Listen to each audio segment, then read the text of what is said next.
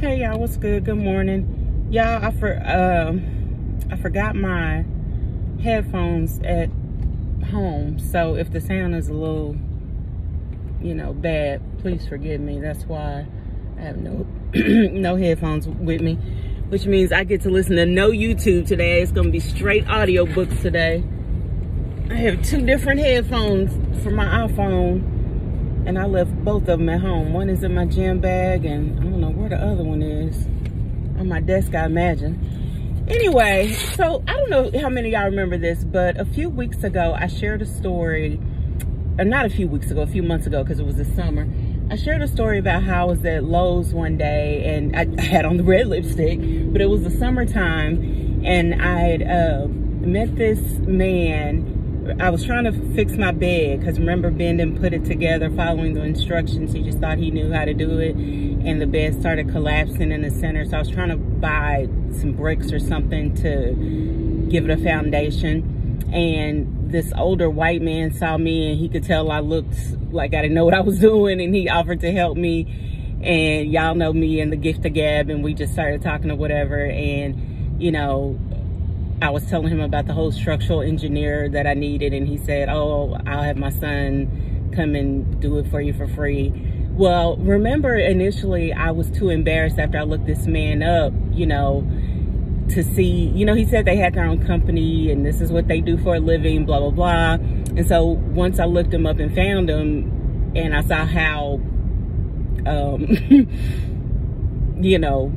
professional their company is and the type of buildings they do. And I say buildings for a reason, because they do houses, but they do buildings, like professional buildings, like beautiful architecture, like way out of my, multi-million-dollar buildings. And my little house in my little hood is just, and plus y'all know, just my house is, I'm grateful for it, thank you, Jesus. But I just basically felt like, oh, I don't want these rich white people coming out to my house and sitting, in my hood and saying, And so that was months ago. And, I tried to get my gutters fixed, tried to fix them myself, but it's still just not enough. It's like I need to basically replace my gutters altogether, because it's just not good enough. So I was talking to a girlfriend, and I was telling her about the situation, and after I got off the phone with her, when I was talking to her, I said, it's not like me and this man move in the same circles. I'll never see this man again, even if he did come out and, even if his son did come out and give me an estimate, basically these are not the people. I don't run in these circles. You know what I mean? I would never see this person again. They would never see me again. We just, our paths will never cross again. So there's no need for me to be like worried or whatever, because it's not like I'm going to run into them, every weekend at church or something like that. You know what I mean? So I was just like, I really need to swallow my pride and go ahead and see, what the structural engineer has to say. So when I called, I remember now that the man gave me, he said, I'm going to give you my cell phone number. But I remember when I looked on the website, the number that I saw on the website was the office number. And so I thought I was, I called on whatever day the World Series, the last game was. I think that was Saturday. I called that day. So yeah, it had to be Saturday. And there was a message that came right back saying, can I call you back? And I was like, texted a message saying, oh, sorry, I thought I was calling your office number, and I was just going to leave a message. And I, told him who I am, and I met you in Lowe's, and you said, your son would do a free estimate for me for structural engineer, blah, blah, blah. So he was like, can I call you? And I was like, sure. So he was friendly. Now, y'all remember, I don't know if y'all remember this, and I know I have a lot of new listeners, and I know all those old videos are gone. But this guy, I looked at, when I met him there. Now, y'all know I have no problem with dating older white men at all. I've dated older white men before when I was younger. And I thought he was attractive, but when I looked online and did all my little research and reconnaissance, he's married, successfully. So, but I didn't see a wedding ring on that day, I don't think, when I met him. But from what I can tell, he's married, but he has 2 homes, you know. So, he, you know, we talked, and he, you know, he's like, he said, tell me what's going on. And I told him, and he said, well, do you want me to talk to your contractor? You want me to interview him and see what's, yeah. And I said, y'all know me. I just was honest. I said, no, I'm not in a position to hire a contractor. I told him what the man said they would charge me, you know, to fix the foundation. I said, I don't have that, you know. I said, I'm just trying to get an idea of, you know, what it needs. And he said, you know, I said, I've taken pictures, you know, and he said, okay, well, send me the pictures. And I was really, you know, just even embarrassed to do that. But I'm like, girl, if he gonna come out here and do an estimate, he gonna see the house anyway, so you may as well. So I had taken pictures of the outside and under the house the best that I could or whatever. And, you know, he called me back and he said, I saw the lot in the back and it's huge. He said, you know, you could really just build a whole new house in the back. He said the amount of space you have, and he told me like what he would charge per square foot based on like how big my house is now. He's like, you know, you could just build a whole new house for like $100,000 and not worry about this house, you know. And you know, I just love the way rich people say stuff like that. Like, you know, for $100,000, you could just get rid of this problem or whatever. And, you know, I told him my house is paid off. You know, my car is paid off. I'm debt free. I don't want, you know, no, I can't afford that. I don't want a mortgage. No, you know, I didn't tell him what I made or anything, which I wanted to. I wanted to be like, sir, I'm too poor for that. I don't make no money. I was lucky and blessed. Not even lucky. It was just purely a blessing from God that I was able to get the house that I have. You know what I mean? Like, I was like, nah, I'm really trying. I said that's why it's been taking me so long to get with the program on this, because I was really trying not to get into any debt. And so he said, okay. He said, if you're absolutely sticking with this house, and he said, the problem is not hard at all to fix. And he explained to me what it takes to fix it. And I said, it's not a problem to you, or it's easy to you because this is what you do for a living. And he just laughed like, well, yeah, you know. He said, but when you told me what the contractor said he would charge, in my mind, I'm thinking what it really is going to cost him, you know, and accounting for labor and the markup.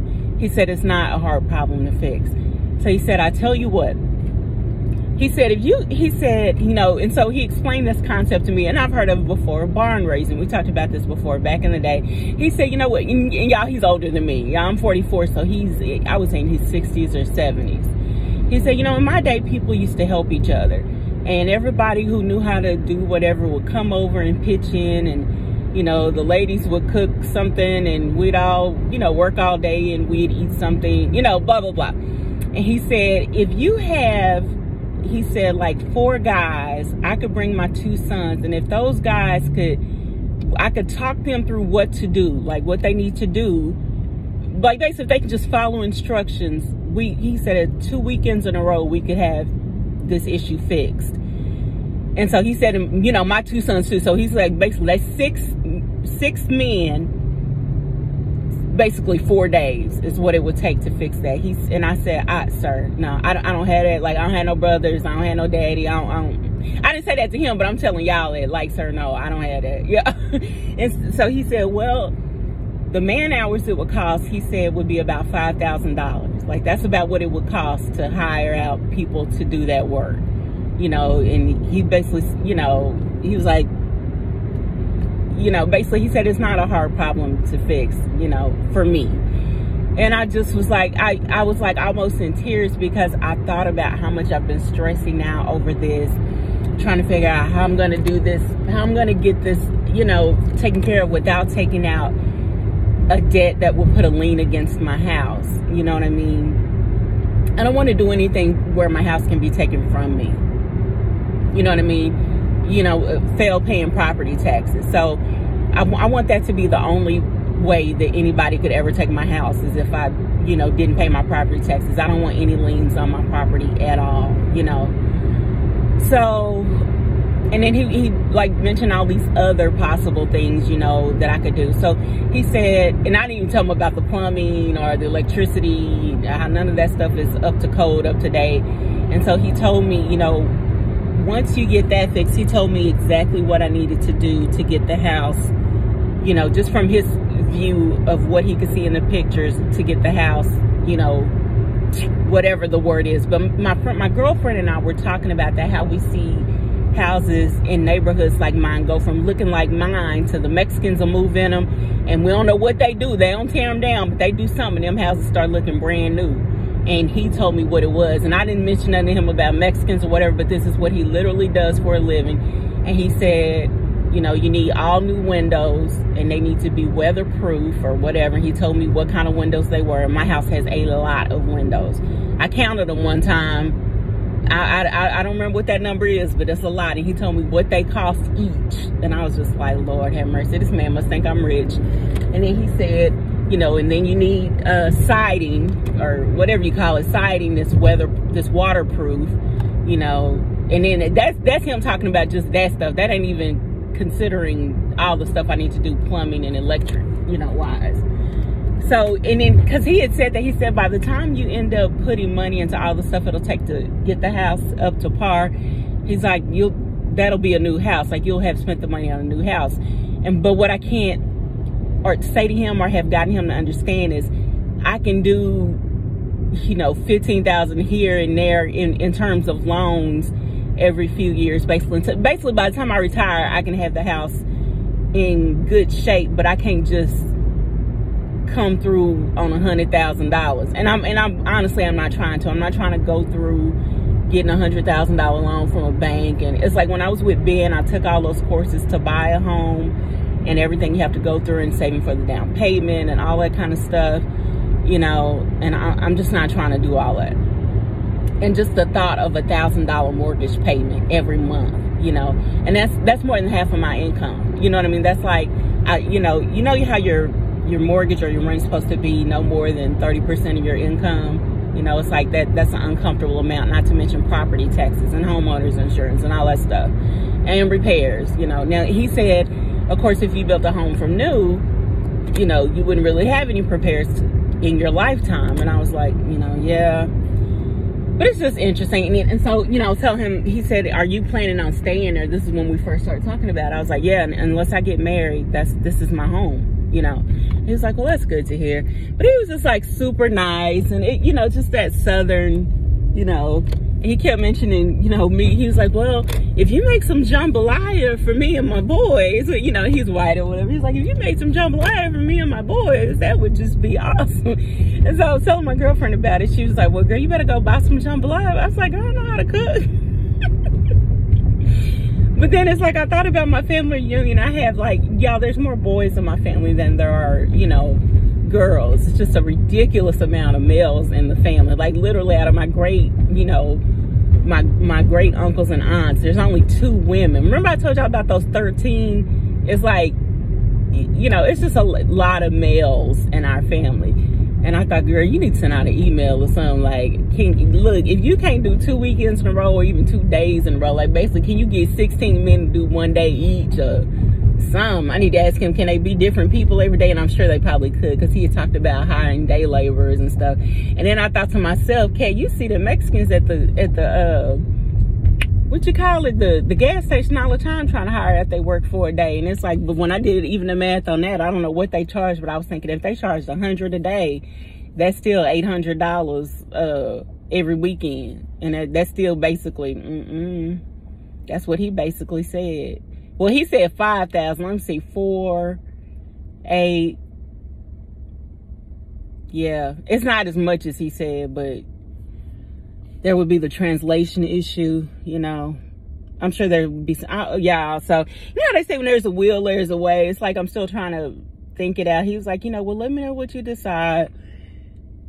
Oh, Lord. So if any of y'all have any great ideas, let me know, child. But I'm just like, but it, you know, I thought to myself when he said it's not hard, you know, and I thought, no, it's not hard for you because this is what you do for a living. I thought about God. I thought about my God, and I thought how many times I cry and worry about stuff that, of course, to God is not hard because he created everything. And I sit here and worry about it, and I think if only, you know, I took this stuff to God, of course it wouldn't be hard to him. And in my mind, I think I do take a lot of stuff to God and give it to him, but then I pick it back up. I don't just leave it with him. I pick it back up and start worrying about it again. I prayed about my house so many different times, you know, and then I pick it back up. And you know how they say faith without works is dead? I definitely believe that, you know. God brought me across the path of someone who knows how to do this stuff and has the equipment to do it, and to them it's, you know, nothing but the work of actually putting in the call and swallowing my pride to, you know, not let these rich people see my, you know, poor little house in the hood or whatever. You know, all that is what I call the work behind it. And even now, when he presented me with the challenge of, you know, basically finding people to do the work, and you know, I was like, I got a bunch of friends I could have help, but we're all girls, and you know, we're girly. Like, we wouldn't know a nail from a, you know, like basically I have a bunch of friends that could help, but we're all women, and we're all kind of like, basically we would probably annoy you guys with our lack of knowledge of, you know, tools or whatever it is that you do to fix a house. And he was saying, you know, my boys are strapping. They could, you know, they're big. They could, you know, they're young, strong boys. They could do da-da-da-da-da. And I was just like, oh, every time I park, this woman is right here. And I be talking to y'all, and I don't want, like, nobody in my mouth. Let me move somewhere else. I know she probably think I don't like her. But, oh, I don't want to park next to my boss either, because my car be ratchet, child. Let me park way down here. But anyway, it was a blessing though. It definitely made me feel better. And y'all, I spent an hour last night. So because of my gutters, the gutter issue and whatnot, you know, and I told him about that. It rained Friday real bad the other night. So I put my trash can up under one of the places where the gutter needs to be, and it filled and even overflowed. So last night, you know, was the night I decided to empty the trash can of the water so I could put it out on the corner. I don't know how many gallons a big trash can holds, but I'd say I emptied it about 40%, and I thought, well, now let me try to move it.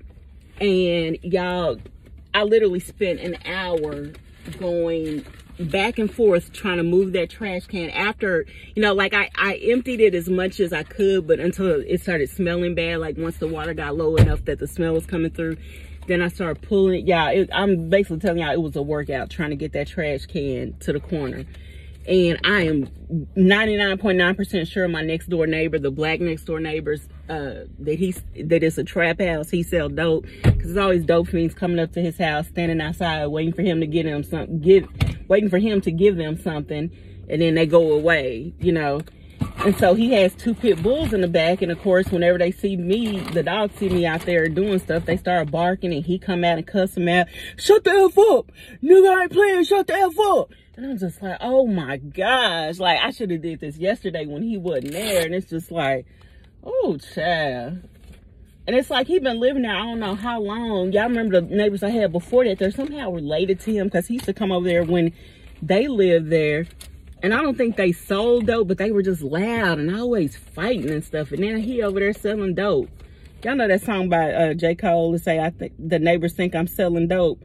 And it's like, I think he really is selling dope. And I'm just like, can I ever get any normal black neighbors? It's like the Mexican neighbors, they just go to work. You know, the most annoying thing they might do is, you know, have some parties, you know, with the music and stuff. But the black neighbors just always got to be doing something. If they not physically fighting or outside smoking weed and it's coming through my window, they just always doing something. Like, can y'all just abide by the laws of the land? You know? And I don't know if he's selling weed or crack or what, but the people that be coming to his house look like they smoke more than weed, if you know what I mean. And then one of them was trying to speak to me last night while I was struggling with this. And I'm like, I know he got cameras like around his house. I know he saw me out there struggling with that trash can.